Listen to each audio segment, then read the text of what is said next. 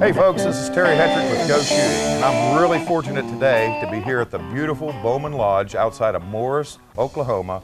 I'm here with my good friend Paul Bowman, and I just want to tell you one thing, Paul. Thank you very much for having us, and I have shot targets all over North America. I have never stood in front of a more breathtaking view to have the opportunity to shoot.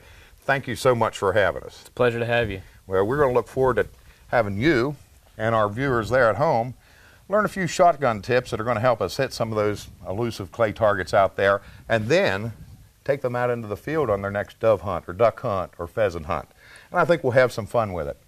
You know, probably the first question that's always asked when I get back to my shooting school in Nashville, Tennessee is, can you tell me if my gun fits?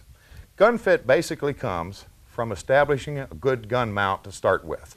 First thing we want to think about when you're talking about a shotgun as opposed to a rifle, a little bit different.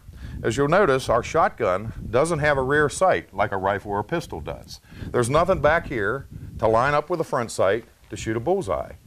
So since it doesn't have a rear sight, we have to make one.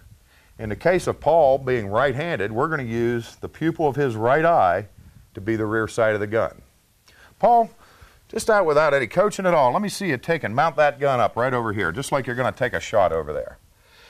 We've already checked that the gun's empty, and the best proper way to see if it fits is for me to look right down the barrel and see how his eye lines up. Let's take a look. Boy, that looks pretty darn good. Now, do you know what I'm looking for, Paul, when I'm looking to see if your gun fits? What I'm looking for is to see how the pupil of your right eye lines up down the rib with the front sight. It's perfect. You know what that means? That gun fits you. When a gun fits you, it shoots where you look. What do you suppose my job is? Tell me where to look. I'm going to show him where to look. That's absolutely right. First one to get that right today. Good job. Good job. But let's talk a little bit about the proper gun mount. Now that we know the gun fits you and will shoot where you look, let's think about something. Most people, when they mount the gun, will put the gun first on their shoulder, get it in there nice and comfortable, and then kind of adjust their head so they can see down the gun. The problem with that is it puts your head in a real unnatural position. My eyes aren't level, my neck's bent and construed and uncomfortable, and the first thing I'm going to do when that flying target comes out, I'm going to move my head back to a natural position so I can see better. And what have I moved? I've moved the rear side of the gun.